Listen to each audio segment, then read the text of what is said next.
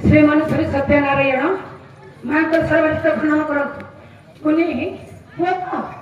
नारायण सर्वरिष्ठ खनन करंतु कृष्ण का सादर करंतु उत्तर उन्नति करंतु चला पथ कुसीमित करि छांतु ऐश्वर्य धरि कर छांतु सौभाग्यवती करंतु नारायण सर्वरिष्ठ खनन करंतु मंगल करि छांतु सर्वे बोलन बाबा हरि बोल वाजिबो मा ठीक टाइम बोल को तमे आइछ जो माने है पड़ो बसिछ